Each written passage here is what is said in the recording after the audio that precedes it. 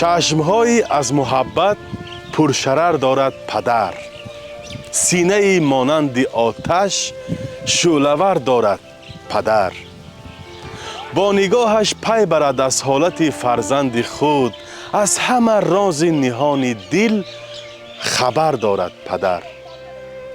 در وجودش ذره نامردی موجود نیست، جز جوان مردی کجا فکری دیگر دارد پدر.